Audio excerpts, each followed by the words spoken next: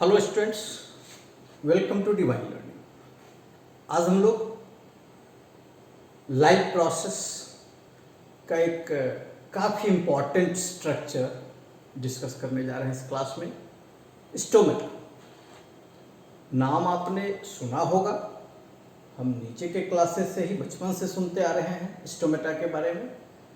और अब हम क्लास 10 में आ चुके हैं, हमें लाइफ प्रोसेस की जानकारी दी जा रही है थोड़ी डिटेल में।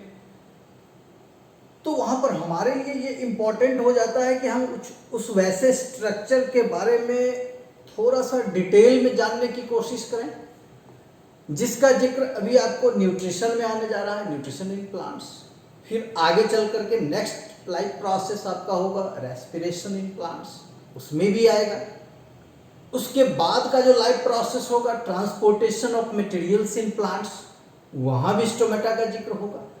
तो कितना इम्पॉर्टेंट स्ट्रक्चर, और एग्जामिनेशन पॉइंट ऑफ व्यू से ये कितना इम्पॉर्टेंट है इसे आप समझ सकते हैं कि थ्योरी में तो हमें पढ़ना ही है, सारे लाइफ प्रोसेस का ये एक हिस्सा तो है ही, साथ ही साथ लैब भी है, एक्टिविटी प्रैक्टिकल में भी आपको लाइफ स्टोमेटा से क्वेश्चंस आते हैं। स्टोमेटा के बारे में पढ़ना है, जानना है, देखना सुनना है। तो हम लोग आज के इस वीडियो में स्पेशली सिर्फ और सिर्फ स्टोमेटा का जिक्र करेंगे।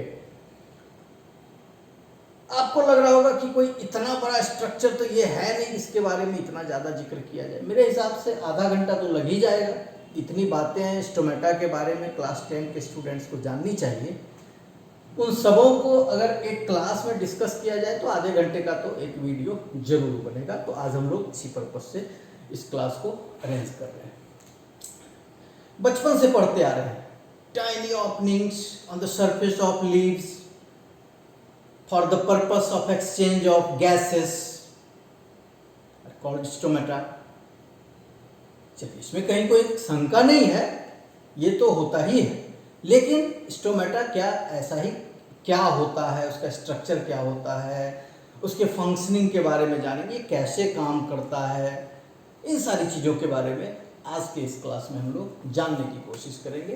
तो आज का टॉपिक है स्टोमेटा। ठीक है, सबसे पहले हम जानते हैं, एक सवाल आपसे पूछा जा रहा है कि स्टोमेटा, ये ठीक है, ये तो सभी जानते हैं कि present on leaves, on the surface of leaves, लेकिन कौन सा सरफेस, अपर सरफेस या लोअर सरफेस? ज़्यादातर बच्चे जानते हैं, उन्हें बताया गया है नीचे के क्लासेस में कि mostly stomata are present on the lower surface of the leaves, lower surface of the leaves, जहाँ सूर्य की रोशनी जो है वो डायरेक्टली नहीं बल्कि इनडायरेक्टली पहुँचती है। लेकिन मैं यहाँ पर आपको थोड़ा सा उसका डिस्ट्रीब्यूशन ऑफ स्टोमेटा को डिटेल में बताने की कोशिश कर रहा हूँ। देखिए, प्लांट्स जो होते हैं, depending on climate, depending on the requirement of water, plants may be of 3 types. First, xerophytic plants, xerophytes.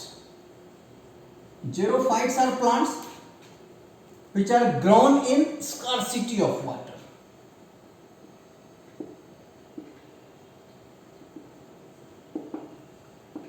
ये पानी की कमी वाले जगहों में होते हैं ज़ेरोफाइट्स। दूसरा होता है मेसोफाइट्स।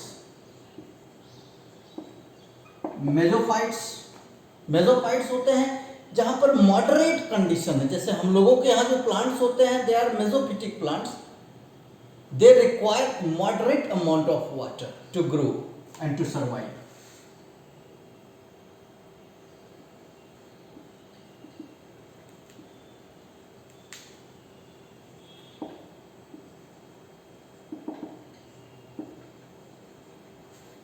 दे रिक्वायर मॉडरेट अमाउंट ऑफ, और एक ऐसे भी प्लांट्स होते हैं जो पूरी तरह से पानी में ही होते हैं, यानी कि उसे खूब पानी की जरूरत होती है। वैसे प्लांट्स को हम लोग हाइड्रोफाइट्स कहते हैं।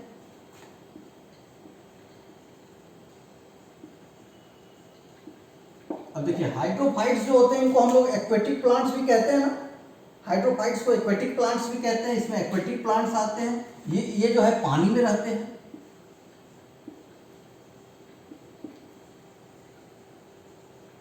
जेरोफिटिक प्लांट्स होते हैं। ये तो बेसिकली हमने प्लांट्स को 3 पार्ट में बांटा, 3 डिवीजन में बांट दिया, xerophytic plants, mesophytic plants and hydrophytic plants.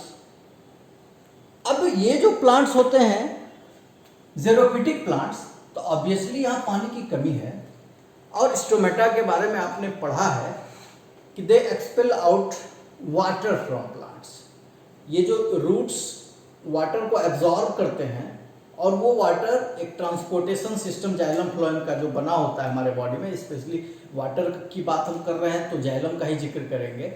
ये जो पाइप लाइक टिश्यूज होते हैं, they transport it to all the parts of the body and to leaves also, और पत्तियों से ये फिर बाहर निकाल दिए जाते हैं। तो हम जानते हैं कि xerophytic plants grow in scarcity of water, वहाँ पर पानी की काफ़ी कमी होती है। तो वहाँ पर आपको लगता है कि स्टोमेटा पानी की बर्बादी करेगा? स्टोमेटा अगर होगा नॉर्मली जैसे हमारे यहाँ पौधों में होता है, वैसा स्टोमेटा अगर वहाँ होगा तो there would be a wastage of water. पानी की तो एक कमी है, रूट्स उनके काफ़ी गहरे होते हैं, नीचे ज़मीन काफ़ी नीचे गहराई तक जाकर के पानी को किसी तरह से लाते हैं, और उस पानी को बर्बाद करना है तो ठीक है नहीं। तो वैसे प्लांट्स में कुछ एडेप्टेशंस होते हैं, आपने पढ़ा होगा नीचे के क्लासेस में, मिडिल सेक्शन में, about some adaptations in plants and animals. जिस प्रकार के माहौल में, जिस प्रकार के क्लाइमेट में जैसा उनका हैबिटेट है, उसके अकॉर्डिंग वे ग्रो करते हैं, उसके अकॉर्डिंगली उनमें कुछ एडेप्टेशंस भी आ जाते हैं जो कि उन्हें हेल्प करते हैं उस क्लाइमेटिक कंडीशन में ग्रो करने में। तो जो कैक्टस प्लांट्स होते हैं या और भी जो जेरोफिटिक प्लांट्स होते हैं, उनमें 2 तरह का, मैं यहाँ पर खास तौर पर मोटे तौर पर बता रहा हूँ, उनमें 2 तरह के एडेप्टेशंस होते हैं। 2 तरह के एडेप्टेशंस। पहला एडेप्टेशंस क्या होता है, उनकी पत्तियां ही गायब हो जाती है, लीव्स ही गायब हो गई, और लीफ का काम करता कौन है? स्टेम करता है।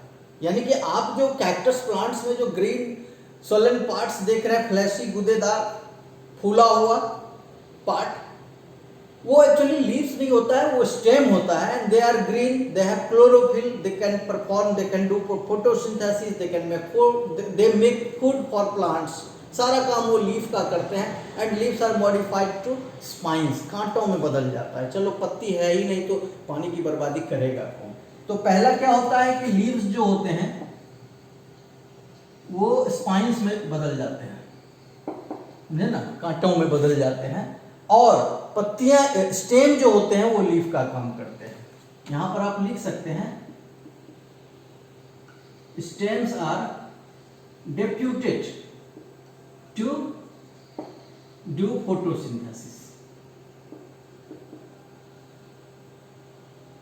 गायब कर दिया गया, पत्तियों को गायब कर दिया गया, और स्टेम्स को कहा गया, उन्हें ये डिप्यूट कर दिया, उन्हें ड्यूटी दे दी गई कि आप पत्तियों का काम कीजिए, मजबूरी है। This is the first adaptation we see in xerophytic plants. And the another adaptation, अगर पत्तियां हैं, ठीक है, ये तो एक एडेप्टेशन हुआ, बट अगर ठीक है पत्तियां हैं, स्पाइंस में उनका मॉडिफिकेशन नहीं हुआ है, तब फिर क्या उपाय है? ट्रांसपायरेशन को कैसे रोका जा सकता है? पानी की बर्बादी को कैसे रोका जा सकता है? स्टोमेटा रहेगा तो उससे तो पानी निकलता रहेगा नॉर्मली। तो क्या होता है कि वहां पर स्टोमेटा स्पेशल टाइप का होता है, स्पेशल टाइप का स्टोमेटा होता है। ये स्टोमेटा जो होते हैं दे आर संकेन टाइप, इसको कहते हैं संकेन टाइप स्टोमेटा। संकेन मतलब क्या होता है? धंसा हुआ।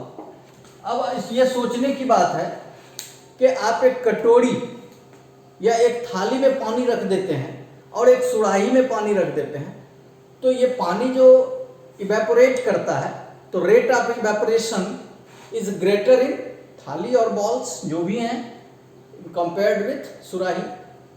क्यों ऐसा होता है? Because the exposed surface area in थाली is much more than that of सुराही। तो एक्सपोज्ड सरफेस एरिया, सनलाइट कितने पर डायरेक्टली पड़ रहा है, गर्मी कितनी पड़ रही है उस पर, यह डिपेंड करता है। तो वहाँ पर सुराही में कम इवेपोरेशन होता है, वही काम यहाँ पर होता है। इनका स्टोमाटा काफ़ी अंदर की ओर धंसा हुआ है। अब समझिए कि वहाँ पर इसका पर्पस क्या है, टू मिनिमाइज द रेट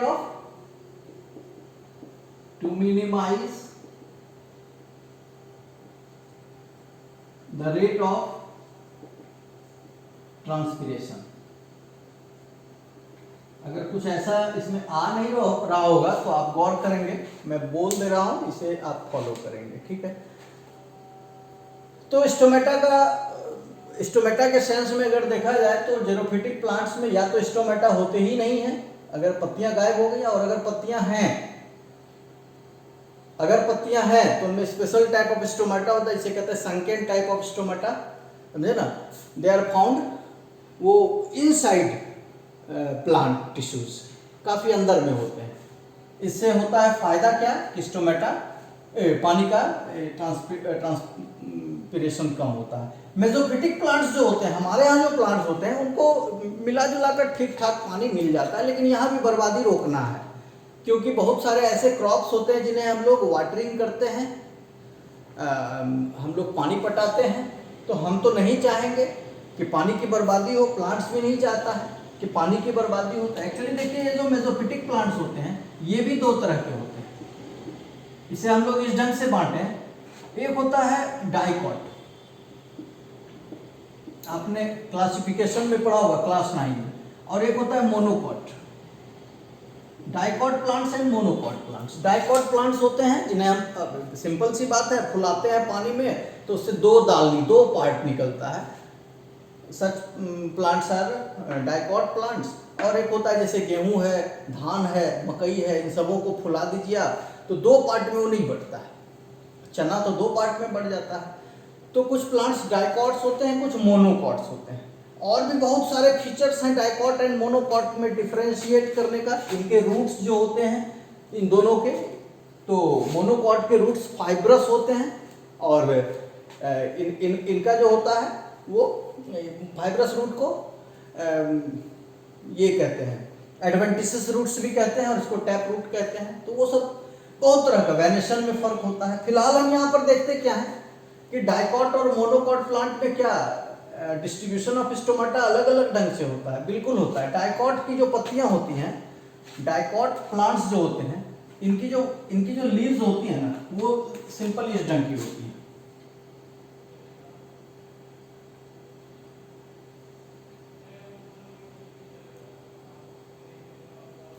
अब इस ढंग की पत्तियां हैं तो डायरेक्टली सनलाइट इस पर पड़ रहा है, ठीक है ना, इस पर डायरेक्टली सनलाइट पड़ रहा है, इसलिए इनका स्टोमाटा जो होता है वो लोअर सरफेस पर होता है।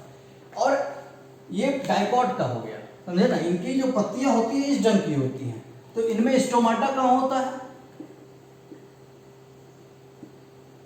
At lower surface.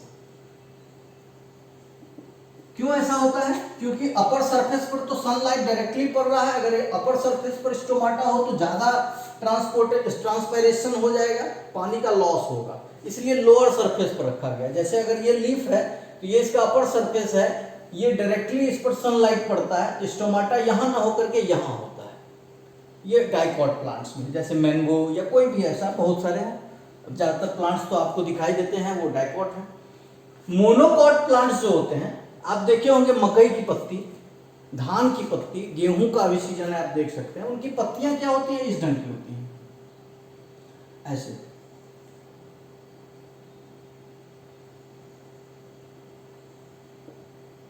कुछ दूर जाती हैं इस ढंग से, फिर उसके बाद लटक जाती हैं, और जब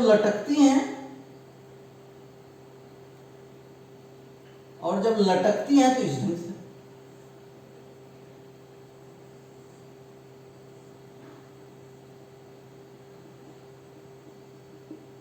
इस ढंग से लटकती है। तो अब आप गौर कीजिए इसमें, जैसे आप देख सकते हैं अभी तो गेहूं का है सीजन, मकई का सीजन है, तो आपको आसानी से दिखाई देगा कहीं भी। तो इसमें होता क्या है कि कुछ दूर तक उनका अपर सरफेस जो होता है वो सनलाइट के डायरेक्ट कांटेक्ट में होता है, और कुछ दूर के बाद, आधे के बाद, वो उसका लोअर सरफेस सनलाइट के कांटेक्ट में होता है। तो इसलिए ऐसे केसेस में क्या होता है ना कि इवनली डिस्ट्रीब्यूटेड स्टोमाटा होता है, both surfaces. Stomata on both surfaces.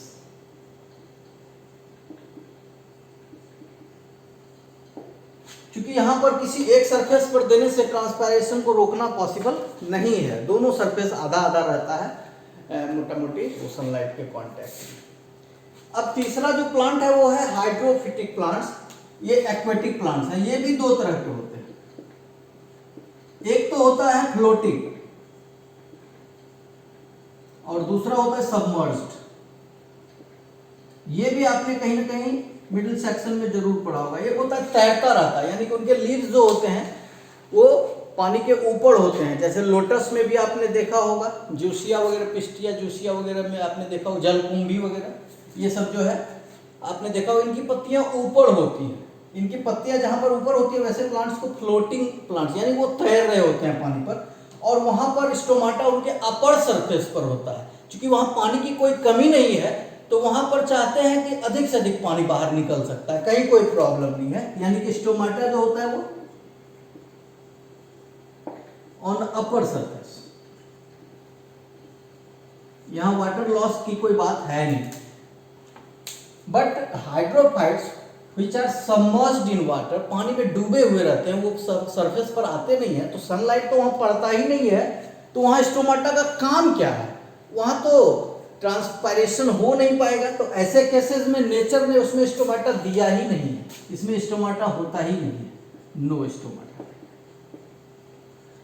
तो अभी देखा आपने क्या कि हमने आपको डिटेल बता दिया कि स्टोमाटा कहां कहां किस किस प्रकार के प्लांट्स में कहां। पर्पस क्या होता है कि ट्रांसपिरेशन हो लेकिन वो एक मॉडरेट रेट में हो, और वाटर की जो अवेलेबिलिटी है प्लांट्स में उसको देखते हुए इसमें बहुत तरह के एडेप्टेशंस, बहुत तरह के चेंजेस भी किए गए। तो ये तो एक टॉपिक हुआ, distribution of stomata on leaves, पत्तियों में कहां पर स्टोमाटा पाया जाएगा। और अब हम लोग देखें स्टोमाटा होता कैसा है और ये काम कैसे करता है। ठीक है, चलिए, ऐसा लग रहा है कि राइट साइड में कुछ कट रहा है, तो आगे से हम लोग थोड़ा कम ही आगे बढ़ने की कोशिश करेंगे।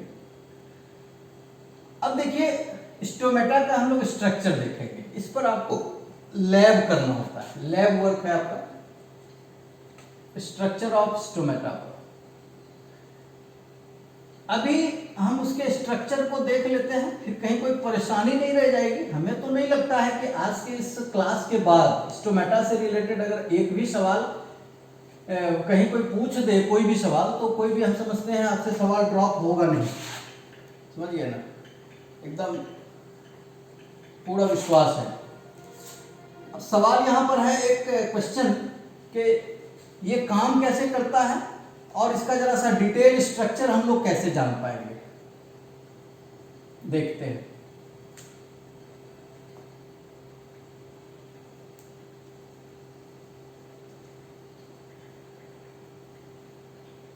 आपने टिश्यू चैप्टर पढ़ा होगा क्लास 9 में। मैं बार बार कह रहा हूं, देखिए कितनी बार कहा गया है कि क्लास 9 में जो चीजें आपने केमिस्ट्री में पढ़ा है या बायो में पढ़ा है उसकी जरूरत आपको बार बार यहाँ पर पड़ रही है। इसलिए बच्चों को क्लास 9 को हल्के में नहीं लेना चाहिए।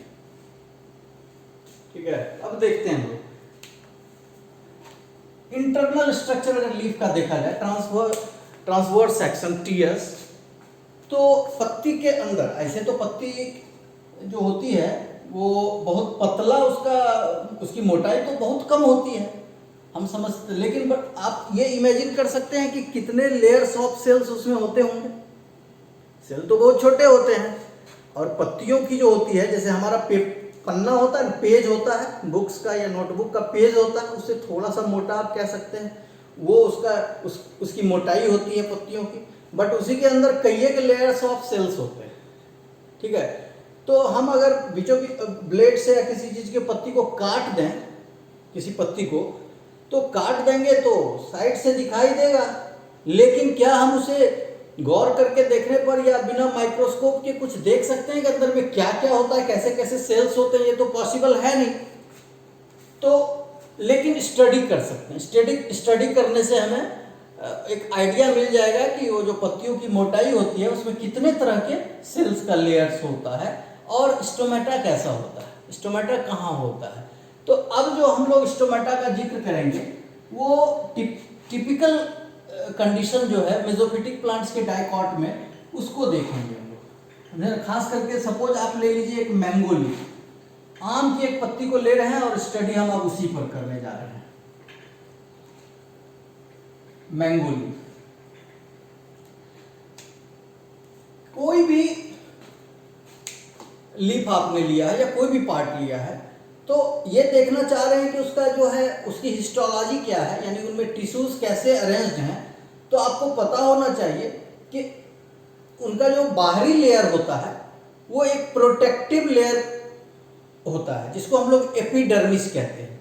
वो ऊपर से भी और नीचे से भी, यानी कि कोई भी पत्ती है उसका ऊपर वाला लेयर और उसका सबसे नीचे वाला लेयर वो बिल्कुल प्रोटेक्टिव एक लेयर है, एक सेल का एक लेयर है, एक सेल मोटा, और उसे हम लोग कहते हैं एपिडर्मिस। किस ढंग से देखिए,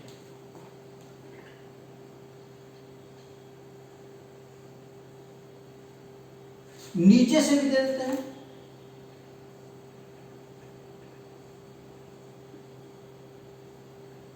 ठीक है, इस ढंग से ऊपर वाला लेयर, और नीचे से भी एक दे देते हैं।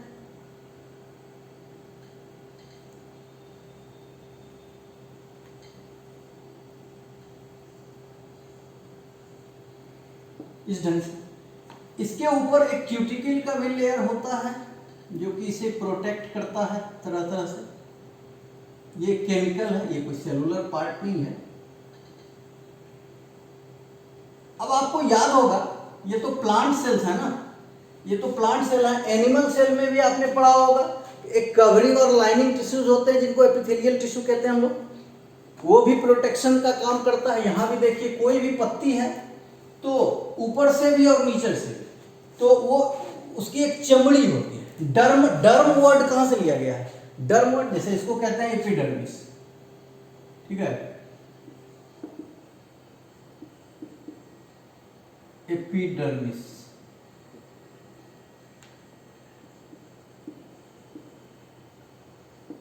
एपिडर्मिस तो डर्म वर्ड जो लिया गया है DERM, डर्म, डर्म मीन्स स्किन, समझे ना, डर्मेटोलॉजिस्ट होते हैं स्किन के डॉक्टर को कहते हैं हम लोग।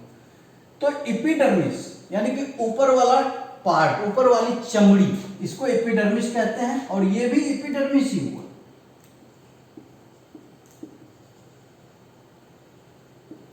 अब ये अपर एपिडर्मिस हो गया, ऊपर वाला चमड़ी हो गया, और ये लोअर एपिडर्मिस हो गया, ठीक है। एक एक लेयर है, इसे आप स्किन मान सकते हैं, ऊपर भी है और नीचे भी है। इसके नीचे जो इसमें टिश्यूज होते हैं, तो आपने पेरेन्काइमा के बारे में पढ़ा होगा। पेरेन्काइमा जो होते हैं वो सॉफ्ट टिश्यूज होते हैं और उनमें क्लोरोफिल होता है, फोटोसिंथेसिस वे करते हैं, समझे। बिल्कुल मेरिस्टेमेटिक टिश्यू के बाद सबसे टेंडर टिश्यू होता है, टेंडर सेल्स वाले होते हैं, लेकिन वो रॉड शेप्ड भी हो सकते हैं, स्फेरिकल भी हो सकते हैं। मैंगो लीफ की बात अगर करें तो दो लेयर पहले जो होता है वो रॉड शेप्ड सेल का होता है, ऐसे ऐसे, और ये काफी सटे हुए एक दूसरे से होते हैं, इस ढंग से रॉड शेप्ड सेल्स। चलिए फिगर बनाना है एकदम फास्ट। दो लेयर हम दे देते हैं, ऐसा होता है, लेकिन सभी लीव्स में नहीं होता है। मोनोकॉट में तो ये लेयर रॉड शेप्ड सेल का होता ही नहीं, लेकिन हम चूंकि मैंगो का पढ़ रहे हैं, और उसके नीचे जो सेल्स होते हैं वे करीब करीब स्फेरिकल होते हैं और बिखरे हुए होते हैं, लूजली अरेंज्ड होते हैं, लीविंग गैप्स बिटवीन देम। इनके बीच काफी गैप्स होते हैं जिन्हें हम लोग एयर स्पेस भी कहते हैं, ठीक है। दोनों ही पेरेन्काइमा है, ये भी और ये भी, दोनों पेरेन्काइमा है। आपको याद होगा पेरेन्काइमा बहुत कॉमन। अब इसके अंदर न्यूक्लियस तो होते ही हैं, न्यूक्लियस तो होंगे ही। न्यूक्लियस सब सेल में होता है, यहां भी होगा, सब में होगा। न्यूक्लियस के अलावे इन सारे सेल्स में क्लोरोफिल मॉलिक्यूल्स होते हैं जिनका काम है, इनमें भी सब में न्यूक्लियस है और क्लोरोफिल मॉलिक्यूल्स है, सब में आप न्यूक्लियस दे सकते हैं। और उसके बाद इसमें क्लोरोफिल मॉलिक्यूल्स होता है, तो हम लोग ऐसा करते हैं, क्लोरोफिल मॉलिक्यूल्स को दिखा देते हैं ग्रीन से, ग्रीन डॉट्स कुछ दे देंगे। All the cells, all the parenchymatous cells have chlorophyll molecules, ठीक है, उनमें क्लोरोफिल मॉलिक्यूल्स होता है इस ढंग से।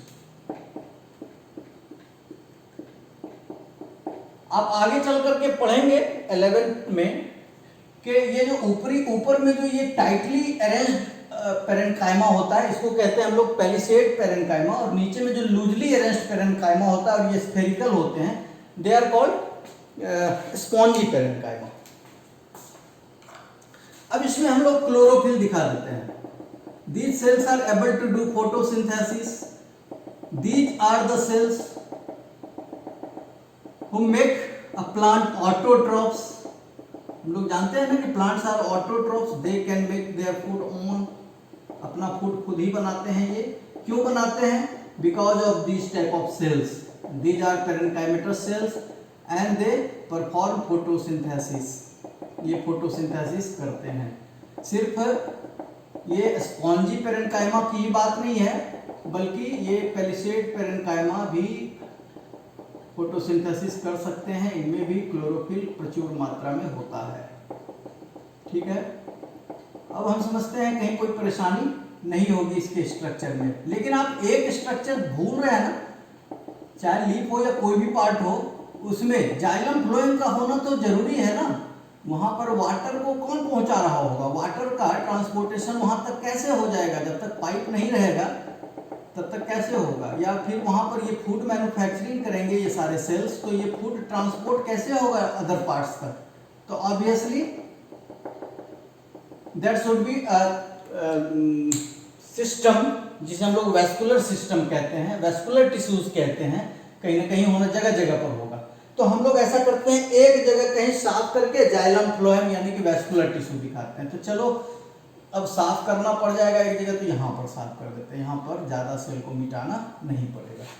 ये क्या होते हैं? चलो यहाँ पर एक गुच्छा है, सेल का गुच्छा है और इस ढंग से अरेंज्ड है, और इसके अंदर ये जो है बाहर वाला फ्लोएम, तो जाइलम फ्लोएम का डिस्ट्रीब्यूशन अलग अलग ढंग से हर जगह होता है, और अंदर में दे देते हैं जाइलम को, ये सब जाइलम वाले, ठीक है। ये these are pipe like cells to for the purpose of conduction of water and prepared food. इसे कहते हैं हम लोग वैस्कुलर टिश्यूज। ये सब आपने पढ़ा है क्लास 9 में, और कुछ ही महीने पहले मैंने ही क्लास लिया था वैस्कुलर टिश्यूज। इसमें जाइलम भी आ गए एंड फ्लोएम भी आ गए। इनके बीच जो ये एयर स्पेस, ये एक नहीं होगा, कई जगह होगा। और आप जो पत्तियों में वेन्स देखते हैं ना, वेन्स एंड वेनलेट्स, मोटे मोटे वेन्स एंड पतले पतले वेनलेट्स, वो क्या है? एक्चुअली ट्रांसपोर्टेशन के लिए यही वैस्कुलर टिश्यूज हैं अंदर से। और क्या है? जगह जगह पर एयर स्पेस आपको दिखाई दे रहा है, ठीक है। ये तो पत्तियों का स्ट्रक्चर हमने देख लिया भाई, बट वेयर इज स्टोमेटा? हमारा टॉपिक क्या है? हम पढ़ क्या रहे हैं? स्टोमेटा पढ़ रहे हैं। तो स्टोमेटा कहाँ है? तो हमने जो लीफ लिया है यहाँ पर, उस लीफ में स्टोमेटा लोअर सरफेस पर होता है। तो लोअर सरफेस तो ये है, लोअर एपिडर्मिस, लोअर सरफेस तो लोअर एपिडर्मिस बना रहा है। तो अब इसमें जगह जगह पर गैप्स होते हैं, ठीक है, इसमें जगह जगह पर गैप्स होते हैं।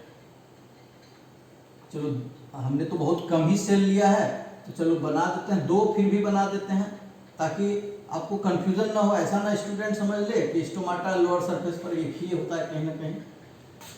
चलिए, तो 2 हमने बना दिया। अब ये जो स्टोमेटा जो होते हैं ये, तो एक्चुअली यहाँ के जो सेल्स होते हैं वो स्पेशल शेप के होते हैं।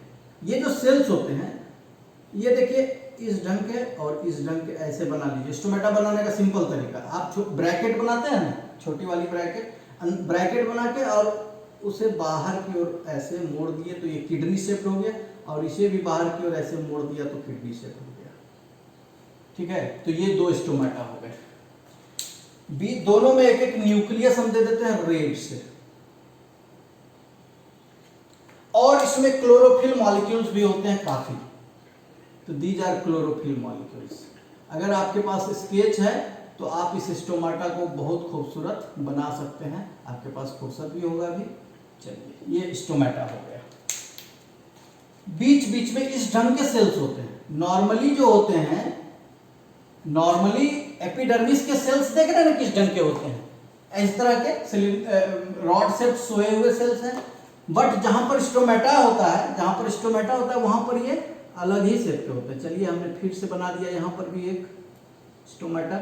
ये जो स्टोमेटा होता है ना, वो दोनों तरफ से एक खास तरह के सेल से गाइडेड होता है। इसे हम लोग कहते हैं गार्ड सेल्स।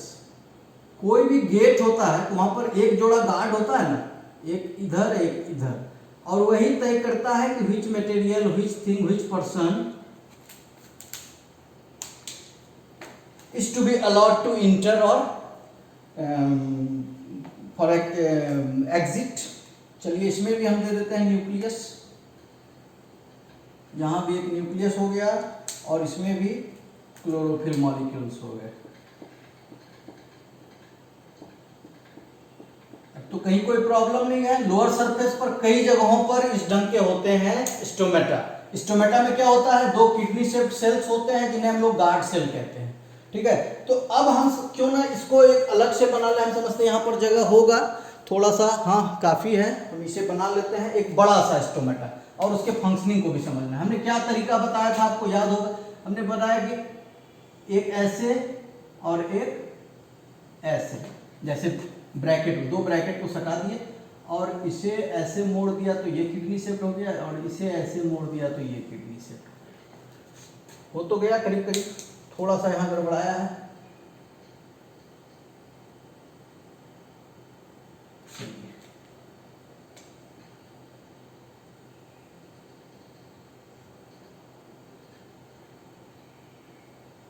अंदर वाला जो इसका ये जो अंदर वाला इसका जो ये कनकेव नहीं, कॉन्वेक्स वाला साइड होता है, ये थोड़ा मोटा होता है। इसकी जो दीवार होती है, ये कॉन्वेक्स साइड में थोड़ी मोटी होती है, और कॉन्केव साइड ये इसका जो होता है वो पतला होता है।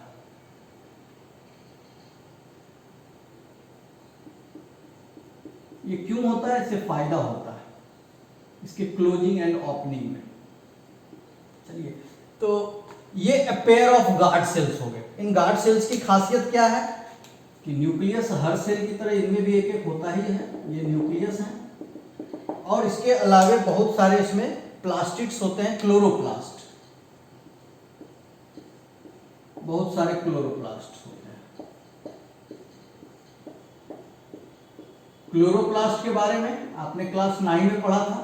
जब हम लाइव प्रोसेस यहाँ पढ़ रहे हैं, न्यूट्रिशन इन प्लांट्स स्टार्ट करने जा रहे हैं, तो मैं सारे स्टूडेंट्स को एक बार कह देता हूं कि आप क्लास 9 का वीडियो अवेलेबल है, जिसमें कि सेल में हमने क्लोरोप्लास्ट बताया था, वो जरूर पढ़ के आइएगा। खूब बढ़िया कंसेप्ट बनेगा आपको न्यूट्रिशन इन प्लांट्स का। ये हमारा गार्ड सेल है, दो गार्ड है, और यही डिसाइड करता है, दोनों के बीच एक रास्ता बन जाता है, यही डिसाइड करता है कि इससे कौन आएगा कौन जाएगा। ठीक है, नाम तो बड़ा अच्छा दिया है गार्ड सेल्स, क्योंकि सचमुच में ये गार्ड का काम करता है। लेकिन अब सवाल उठता है कि ये काम कैसे करता है।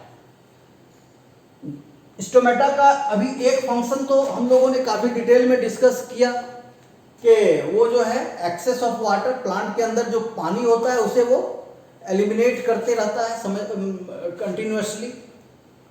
बट एक और भी तो काम होता है, they are responsible for exchange of gases. जब जब जिस गैस की जरूरत होती है, तो जैसे हम लोग नॉस्ट्रिल्स से लेते हैं, तो प्लांट्स किससे लेते हैं, उनके लीव्स में जो स्टोमेटा होता है उसी से लेते हैं।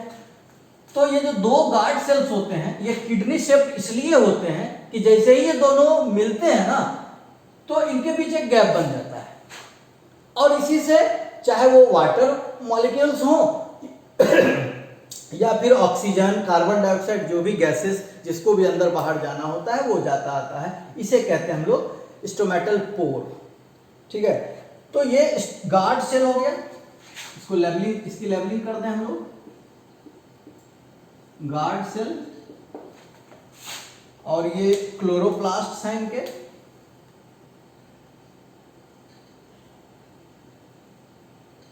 और ये न्यूक्लियस है। कहीं कोई प्रॉब्लम है नहीं अभी तक, और होगा भी नहीं। अब यहां पर सवाल उठता है कि ये स्टोमेटा कभी खुलता है कभी बंद हो जाता है, तो what is the mechanism of closing and opening of stomata.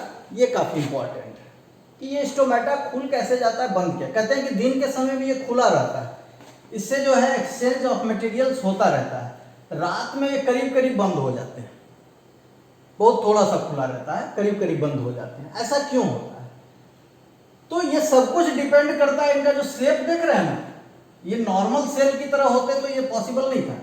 ये जो किडनी शेप्ड हैं तो उसी के चलते ऐसा होता है। अच्छा, तो ठीक है, ये स्टोमेटा बंद कैसे होता होगा? ठीक है, दो किडनी शेप्ड, आप सपोज आप बैलून देखें ना, लंबा वाला जो बैलून होता है वो तो सस्ता होता है, लंबा वाला बैलून इतना बड़ा।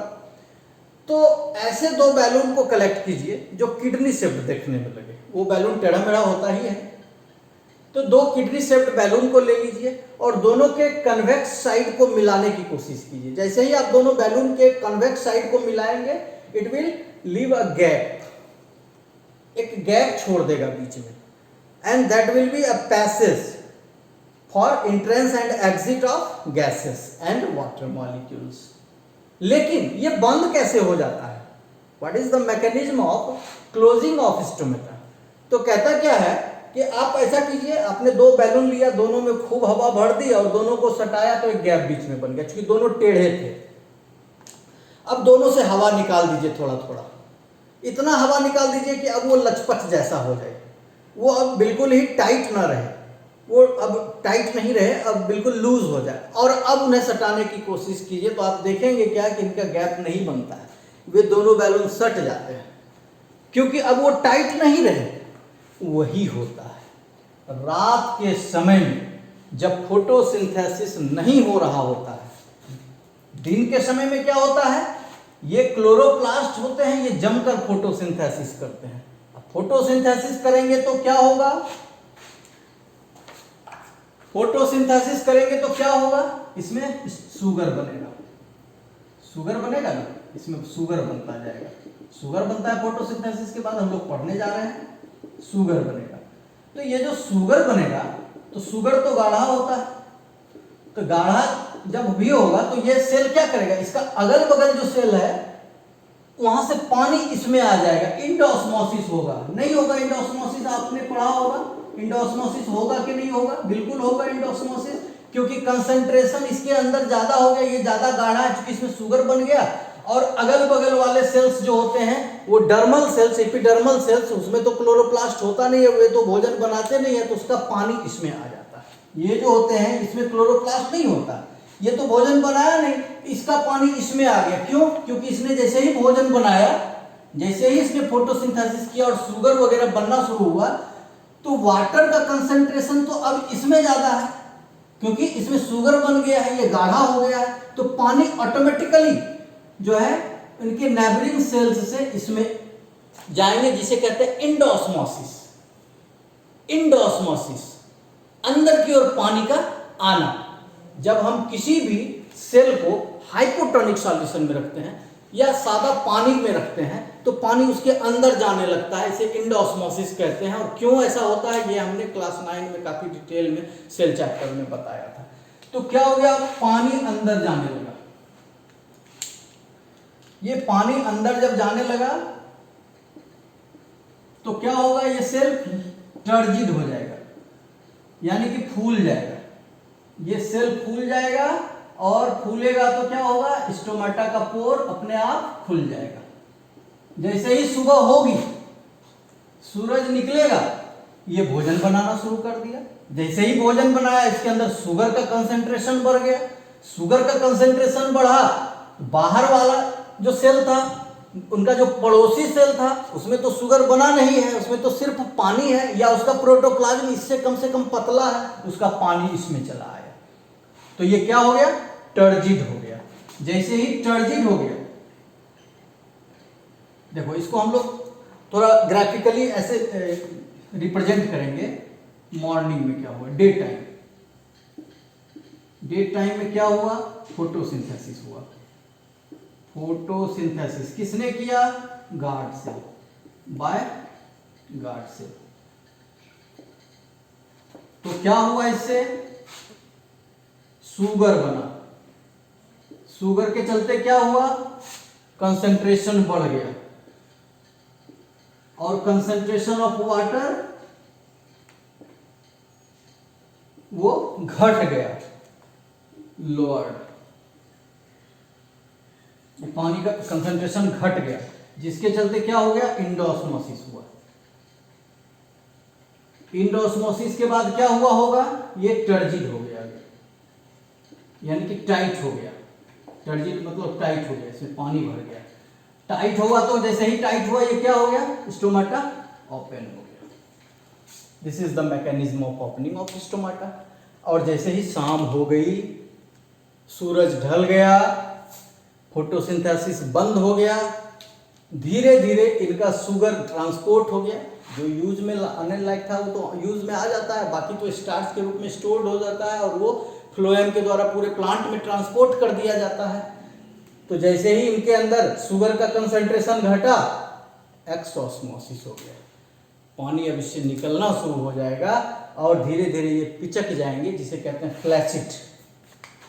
अभी टर्जिड थे दिन में, और रात में ये क्या हो गया, एट नाइट ये एक्सोस्मोसिस हुआ, जिसके चलते ये फ्लैसिड हो गए।